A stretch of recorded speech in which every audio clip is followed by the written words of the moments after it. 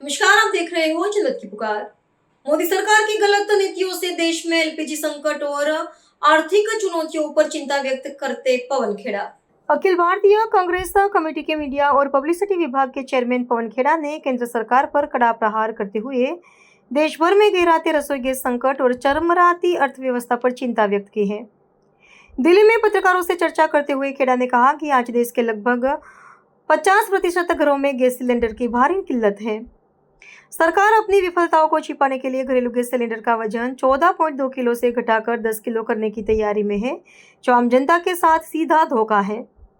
उन्होंने चेतावनी दी कि न केवल घरेलू रसोई बल्कि छोटे बड़े उद्योग और होटल रेस्टोरेंट भी गैस की कमी और बढ़ती कीमतों के कारण बंद होने की कगार पर पहुंच गए हैं। देश का हर सेक्टर प्रधानमंत्री नरेंद्र मोदी की गलतियों का खामियाजा भुगत रहा है। खेड़ा ने भारत के अंतर्राष्ट्रीय व्यापारिक संबंधों, विशेषकर ईरान के साथ तेल आयात के मुद्दे पर भी सरकार को आड़े हाथ लिया है। सुन लीजिए। ये आप देख रहे हैं, हम में से कोई भी तब पैदा नहीं हुआ था जब ये पिक्चर बनी थी। साहिब, बीबी और गुलाम, गुरुदत्त की पिक्चर थी, लेकिन जिस पिक्चर की मैं बात दत्त की है, गुरुदत्त की नहीं। वो भैया शांति प्लीज, वो जो विश्व गुरु बनने चला था, विश्व चेला बन गया, और सुना है आज उनको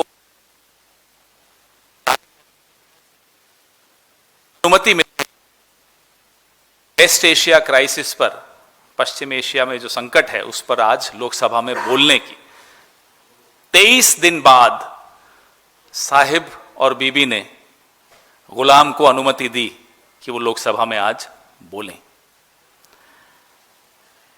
पिछले कई दिनों से हम और आप विश्लेषण कर रहे थे, अगर हमारी विदेश नीति इस तरह की ढुलमुल नहीं होती, कमजोर नहीं होती, कायराना नहीं होती, तो भारत कितने बड़े नुकसान से बच सकता था। हम कभी ये नहीं कह रहे, न कभी कहा, न कभी कहेंगे नरेंद्र मोदी जी से, गुलाम से, कि आप ईरान की तरफ झुक जाइए। हम सिर्फ और सिर्फ इतना कह रहे हैं, कहते आए हैं, और आपसे, इस देश से, पूरे विश्व को उम्मीद भी यही थी कि आप सीधे खड़े रहिए, कि आप नियम आधारित व्यवस्था पर चलिए, रूल्स बेस्ड ऑर्डर पर चलिए, क्योंकि हिंदुस्तान हमेशा नियम आधारित व्यवस्था का हिमायती रहा है। अगर आप नियम आधारित व्यवस्था पर चलते तो आप सीधे सीधे कहते कि ये जंग गैर कानूनी है। यूनाइटेड नेशंस के चार्टर भी हैं, नियम बने हुए हैं, कौन सी जंग कानूनी होती है, कौन सी गैर कानूनी होती है, उसके नियम हैं। आपने वो हिम्मत नहीं जुटाई। आप सीधे तो दूर छोड़िए, आप बिछ गए, लेट गए, नतमस्तक हो गए, साष्टांग दंडवत प्रणाम करने लगे साहिब और बीबी को। मुझे याद है, प्रधानमंत्री जापान की यात्रा पे गए, लौटे और 24 घंटे में जापानीज प्राइम मिनिस्टर का इस्तीफा हो गया।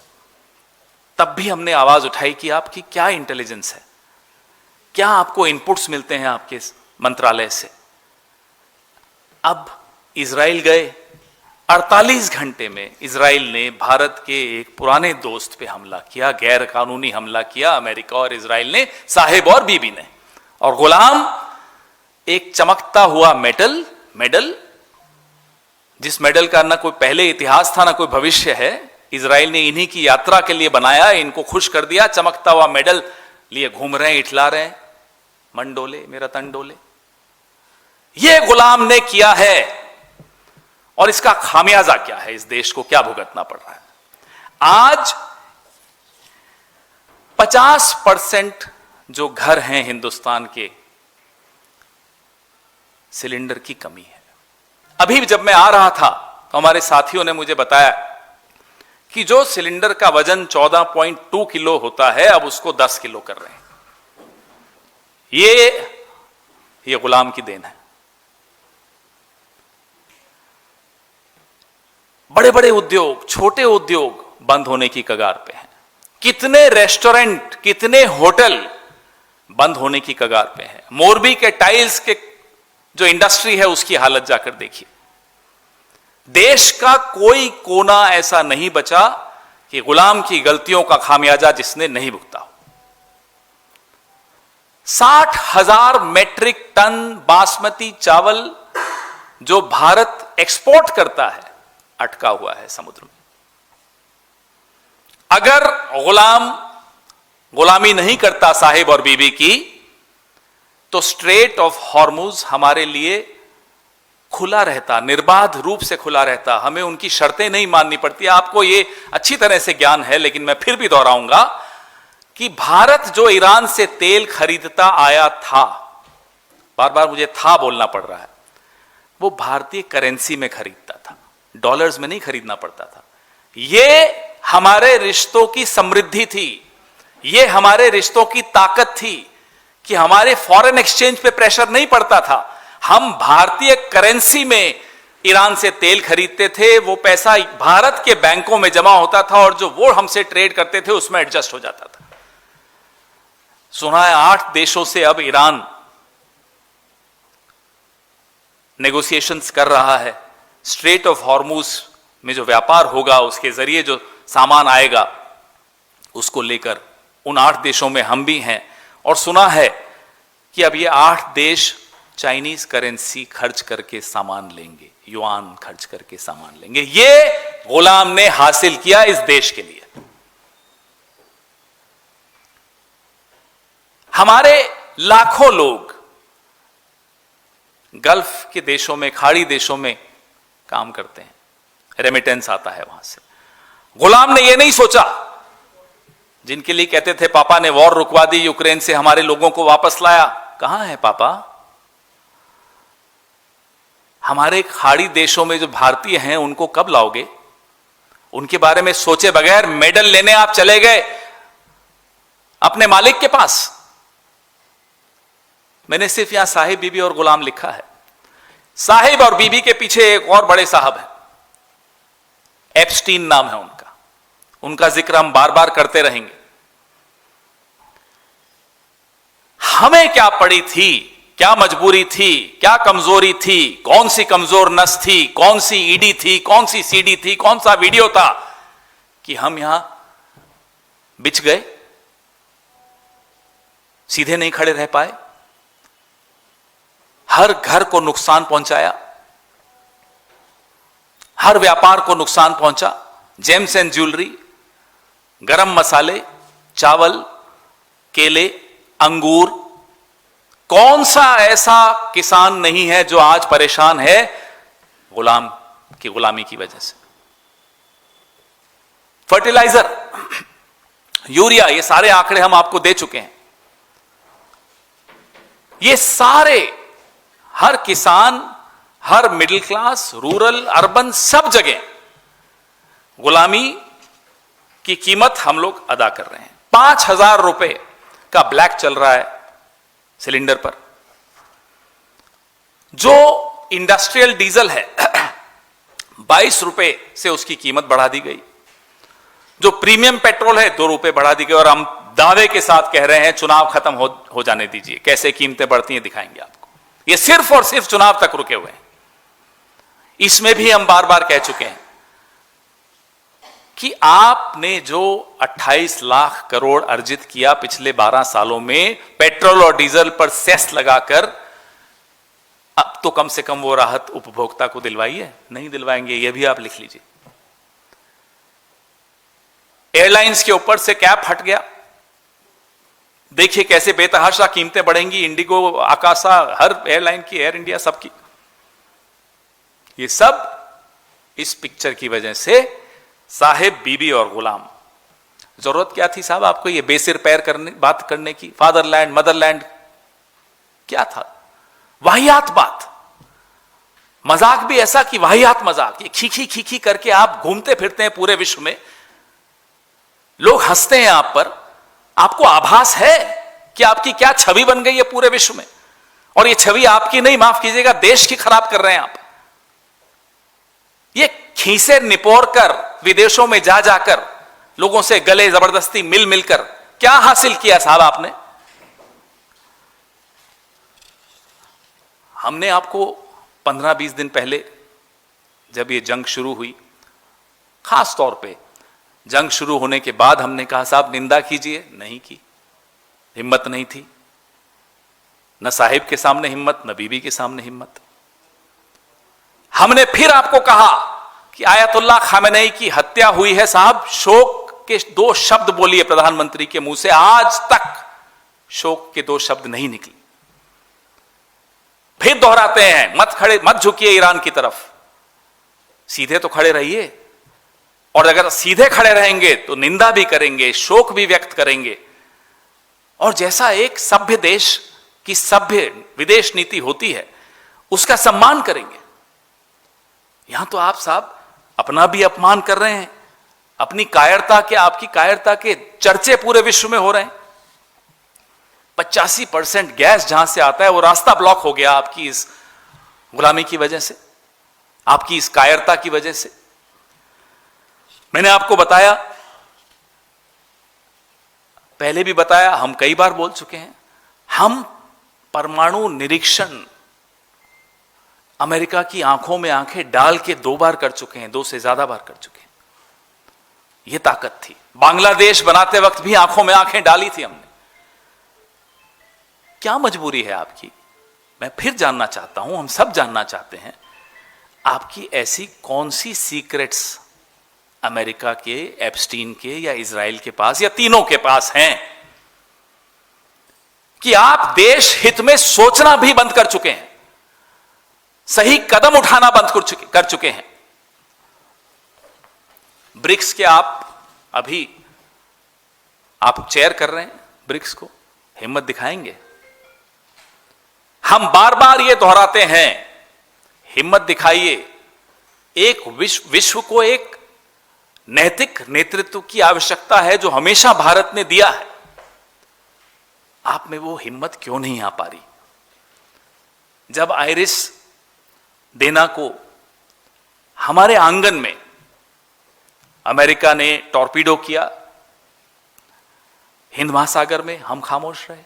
हमने फिर कहा निंदा कीजिए, हमने फिर पूछा आपसे कि न्यूक्लियर सबमरीन आपके पड़ोस में आ गया और आपको क्या जानकारी नहीं थी? और जानकारी थी तो आप चुप रहे। ये गुलामी नहीं है तो क्या है, हमें बताइए।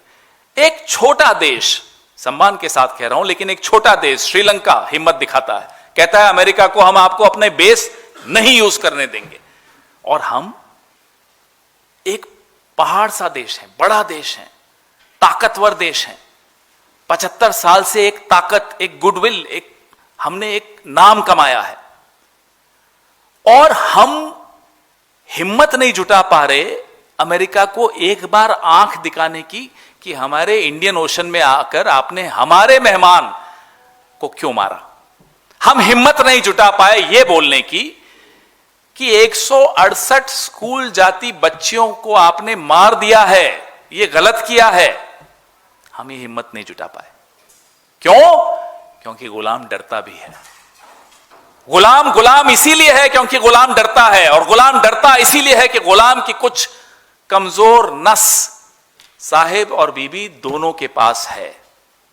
क्या हमारे देश के प्रधानमंत्री की कमजोरी के चलते हम देश को कमजोर होने देंगे? हम ये उम्मीद करते हैं कि आज हम जो यहां सवाल जो उठा रहे हैं, गुलाम के पास अभी है आधा घंटा, 33 मिनट है, पूछ ले साहिब से और बीबी से,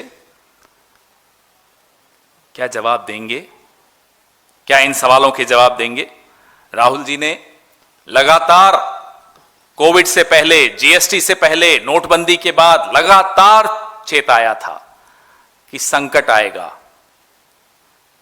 आप हंसी उड़ाते थे उनकी। राहुल गांधी ने फिर से आपको चेताया है कि बहुत बड़ा भीषण संकट एनर्जी में, ऑयल में, व्यापार में, अर्थव्यवस्था में आ रहा है। लेकिन हमें पूरी उम्मीद है साहिब और बीबी की वजह से गुलाम के मुंह से आवाज नहीं निकलेगी। आज भी लोकसभा में आप ये देखिएगा, जवाब नहीं होंगे। हम ये जानना चाहते हैं, आज जवाब दीजिए कि आपने निंदा क्यों नहीं की थी, आपने शोक क्यों नहीं जताया था, आप क्यों इजराइल के सामने झुक गए, आप क्यों बिछ गए, आपने क्यों देश के हितों के साथ समझौता किया। इसका जवाब आज हम उम्मीद करते हैं आप दीजिए, अगर हिम्मत है तो। लाग लपेट मत कीजिएगा कि हमारी 2 शिप्स आने दी, हमारी 3 शिप्स आने दी। चीन और रूस के लिए निर्बाध रूप से खुला रहा पिछले 23 दिन स्ट्रेट ऑफ हॉर्मुज, हमारे लिए नहीं था। ईरान की एम्बेसी ने भारतवासियों को शुक्रिया अदा किया है, कंट्रीब्यूशंस के लिए, डोनेशंस के लिए, दवाइयों के लिए। हम देख रहे थे कश्मीर की छोटी छोटी बच्चियां अपनी इयररिंग्स दे रही थी, सरकार को धन्यवाद नहीं दिया, भारत को धन्यवाद दिया। और जो राहत वो दे रहे हैं वो भारत को देना चाहते हैं, क्योंकि इस रिश्ते का एक इतिहास रहा है। ये 2 सभ्यताओं का रिश्ता रहा है। सरकारें आती जाती रहती हैं, कभी कभी ऐसी नामाकूल सरकारें भी आ जाती हैं, ऐसे गुलाम लोग भी प्रधानमंत्री बन जाते हैं, लेकिन फिर भी जो बड़े देश हैं, बड़ी सभ्यताएं हैं, पुरानी सभ्यताएं हैं, वो अपने रिश्ते कायम रखना जानती हैं। बधाई देते हैं हम इस देश के करोड़ों लोगों को जिन्होंने संकट की इस घड़ी में ईरान का साथ दिया, सरकारों के बावजूद दिया। जो डिसरप्शंस आ रही हैं मिल्क सप्लाई चेन की, आने वाले 10 दिन में अगर एलपीजी शॉर्टेजेस ऐसे ही चलती रही तो दूध की पैकेजिंग पे नुकसान होगा और दूध की किल्लत महसूस होगी। ये सब आपको वहां नहीं सुनाई देगा आज लोकसभा में। इन सब असली मुद्दों पर आपको कुछ नहीं मिलेगा लफ्फाजी के अलावा, लेकिन इसलिए हम लोकसभा में वो बोलें उससे पहले हम ये सवाल पूछना चाहते हैं, क्या करेंगे आप 60,000 मेट्रिक टन चावल का जो अटका हुआ है? क्या आप गरम मसाले के जो व्यापारी हैं, मैन्युफैक्चरर्स हैं, उनको क्या जवाब देंगे? केले, अंगूर, हल्दी, ये सब परेशान घूम रहे हैं। और जेम्स एंड ज्वेलरी तो इनके अपने राज्य में बहुत बड़ा संकट है। 3,000 एमएसएमईज कर्नाटका में तबाह हो रही हैं इस 23 दिन के युद्ध में। 3,000, 15,000 एमएसएमईज जो automotive sector, garment sector, footwear sector पर सीधा सीधा प्रभाव पड़ रहा है, वो बंद होने की कगार पर है, क्योंकि एलपीजी और सीएनजी की शॉर्टेज है। मंत्री संसद में कहते हैं 74 दिन का गैस है, सोर्सेस के माध्यम से कहते हैं 25 दिन का गैस है। हमें नहीं मालूम सोर्सेस सही है या मंत्री सही है। कोई क्लैरिटी नहीं है, कोई स्ट्रेटेजिक प्लानिंग नहीं है, कोई स्टैंड नहीं है, कोई चिंता नहीं है, कोई जवाब नहीं है। क्या बोलोगे, किस मुंह से बोलोगे लोकसभा में? हमारी 37 जहाज, 1,109 सेलर्स और 10,000 करोड़ के सामान अभी फंसे हुए हैं। पिछली बार जब मैं आया तब मैंने आपको एक आंकड़ा दिया था, आज का आंकड़ा यह है। हमारा शेयर मार्केट 48 लाख करोड़ डूब चुका है शेयर मार्केट में पिछले 23 दिनों में। नुकसान सबको हो रहा है, गुलाम को छोड़ के सबको नुकसान हो रहा है। और जो हम बार बार इनको कहते आए, याद दिलाते आए कि साहब आपका राजधर्म यह है कि आप निंदा करिए, आपका राजधर्म यह है कि आप शोक व्यक्त करिए, इन्होंने नहीं मानी और उसका खामियाजा आपके सामने है, भुगत रहे हैं सब। पूरे विश्व को मालूम था कि वेस्ट एशिया में संकट बढ़ रहा है, जंग कभी भी हो सकता है, आप फिर भी दौड़े दौड़े गए। क्यों गए हमें नहीं मालूम। पेगासस 2 लाने गए, पेगासस 3 लाने गए, क्या करने गए इजराइल हमें नहीं मालूम। जो दिखा वो ये था कि एक दांत आपके यूं दिख रहे थे, एक मेडल चमक रहा था, बस यही दिखा हमें। देश को जो नुकसान हो रहा है वो अब पूरा विश्व देख रहा है। आपके सवाल। सर, आपने गैस की चिंता इधर दिल्ली में भी बिजली के दामों पर जो है इजाफा होगा, सरचार्ज जो है बढ़ाया जा रहा है, वसूला जाएगा उसको, किस तरह से देखते हैं? मैं आपको कह रहा हूं ये शुरुआत है। हर क्षेत्र में आपको इन्फ्लेशन होती हुई दिखेगी।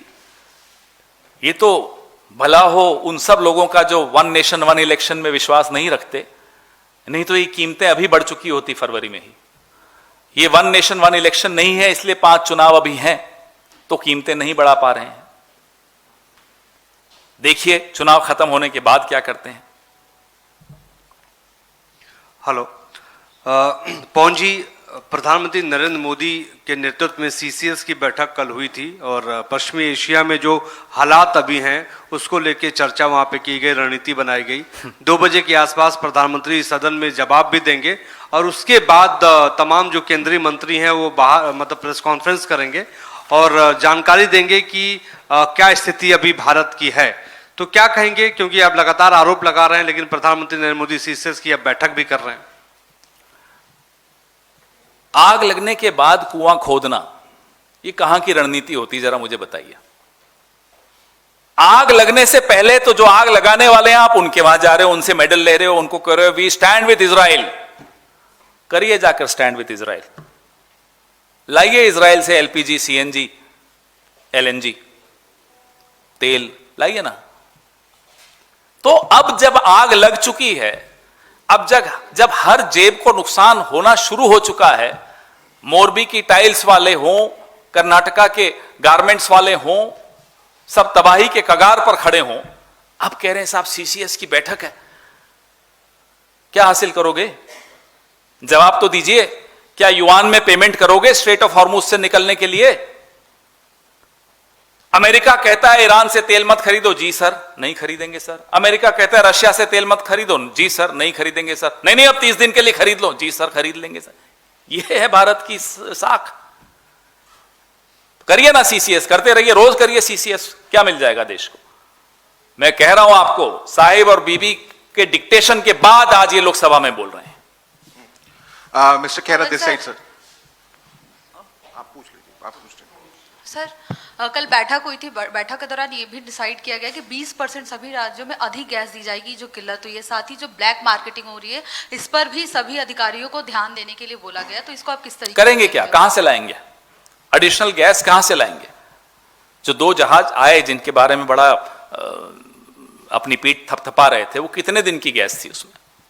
अब आप टेक्सास से ला रहे हैं साहब, कितने की आ रही है? ये सब जवाब तो देना पड़ेगा ना आपको। सोर्स तो बताइए, कहां से ला रहे हैं, कितने में ला रहे हैं, उपभोक्ता पर क्या नुकसान होगा, ये सब जवाब आपको देने होंगे। क्या आज आप देंगे लोकसभा में जवाब? क्राइसिस पर 2 बड़े इशू निकल के आ रहे हैं। पहला कि रिपोर्ट्स आ रही हैं कि देश में फर्टिलाइज़र का बड़ा इशू आने वाला है, उसकी कीमतें बढ़ने वाली हैं, क्योंकि जो हम फर्टिलाइज़र इंपोर्ट करते हैं वो उन्हीं नेचुरल ऑयल से निकलता है जहाँ जिनसे ऑयल बनता है, जो ऑयल होते हैं, तो उसी रास्ते से आता है होर्मुज स्ट्रेट से। दूसरा, चीन भी जो है इसी क्राइसिस की वजह से जो नाइट्रोजन एक्सपोर्ट करता है उस पर रोक लगा रहा है, तो उसकी वजह से फर्टिलाइज़र के रेट बहुत बढ़ने जा रहे हैं। पहला, इस पे आपका स्टैंड। दूसरा, अभी हाल ही में हमने जैसे पिछले कुछ दिनों में हमारे बांग्लादेश के साथ जो है संबंध रहे हैं हमारी कंट्री के, बावजूद उसके हमने हाल ही में इस क्राइसिस में बांग्लादेश को जो है बहुत बड़ा एक अमाउंट में डीजल भेजा था, पेट्रोलियम भेजा था। तो उस पे कांग्रेस पार्टी का क्या है? हम कह ही चुके हैं कि जब आपको वोट लेने होते हैं आप बांग्लादेश घुस गए बांग्लादेशी कहते रहते हो। संकट की घड़ी में आप फ्रेंडशिप ट्रीटी है आपकी, उसमें आप भेज रहे हो डीजल। यही किसी और सरकार ने किया होता तो पूरी आईटी सेल सब कुछ सड़क पर होते ये लोग। खैर, जो फर्टिलाइजर है, हम 25% फर्टिलाइजर गल्फ कंट्रीज से लेते हैं, खरीदते हैं, वो अब रुक गया है। हम 40% यूरिया और phosphate fertiliser strait of Hormuz से आता है हमारा, रुक गया है। अब इसका जवाब पूछिए लोकसभा में। कल तो सीसीएस की बड़ी बैठक हुई थी, काफी जो इनका भोंपू मीडिया है शुरू हो गया था साहब, प्रधानमंत्री ने जायजा ले लिया। अरे साहब क्या कमाल कर दिया, जायजा ले लिया 23 दिन बाद आपने। आज भी यही कुछ होगा, आज ढोल नगाड़े होंगे, शाम को डिबेट्स नहीं होंगी, आज ढोल नगाड़े बजेंगे। मिस्टर खेरा, हमारा स्टैंड तो सीधा सीधा है साहब। हम पूछ रहे हैं आपने ये प्लानिंग क्या की? बांग्लादेश पे हमने सवाल पूछा, भाई या तो आप बांग्लादेशी करना बंद कर दीजिए। असम में, झारखंड में, दिल्ली में, छत्तीसगढ़ में, जहां इलेक्शन हो बांग्लादेशी पहले शुरू हो जाता है, बांग्लादेशी आ गए, बांग्लादेशी आ गए। और फिर SIR में मालूम पड़ता है बिहार का भी एक भी नहीं मिला। तो ये दोगलापन इनका रोज एक्सपोज होता है, खुद एक्सपोज करते हैं। Mr. Khera, you have listed several sectors, industries which are hit reportedly by this ongoing conflict in West Asia. A relief package of 20 lakh crore rupees was announced by Modi government during COVID pandemic. Would you want government to take such relief measures to give respite to the common people? Well, what we've always wanted was something that they did not agree with. If they had agreed to that, we would not have reached this situation where 11 crore children across 10.35 lakh schools will not get midday meal under the PM Poshan scheme because of this crisis. Now, whether you will sanction some money or not is for them to respond to, but we would not have reached this situation if we had stood straight, if we had not bent over backwards for Israel. We were not asking them to bend over backward for Iran. We only asked them to stand by a rules-based order. That's what all responsible, sensible countries do. That's what India has always done. Why did you not do that? Under what pressure of Sahib or Bibi or Epstein or whoever? That's what we have been pointing it out. So rupees value 12 years before was somewhere around 59 and it has increased 58% during this period. And it has crossed 93 now. So it has crossed 58% during the time period of 2014 and 2026. How do you assess this? Well, it's definitely crossed Mr. Modi's age. And now we are waiting for him to watch his own videos when he was making fun of Dr. Manmohan Singh. This is a Modi-made disaster. This is an MMD, Modi-made disaster. We could have insulated ourselves from this war in West Asia if we had acted the way responsible nations act. If we had criticized and condemned this illegal war on Iran by Israel and America, if we had insisted on the world coming around rules-based order, if we even now act responsibly as the chair of BRICS, but believe me, Mr. Modi does not have it in him to stand straight. He is compromised. Pawan sir, this side. Sir, in telephonic conversation with PM Modi, Iranian president has said that it did not initiate war, and he also called upon India that the BRICS chair that India is holding, it should initiate the talks to halt aggression in the Middle East. How do you look at it? Well, will he do that? A man who did not have the courage, the moral courage, just to do the right thing, just to criticize this illegal war, just to condole the killing of Ayatollah Khamenei, do you think he has it in him? If you still hope, well, I'm sorry for you.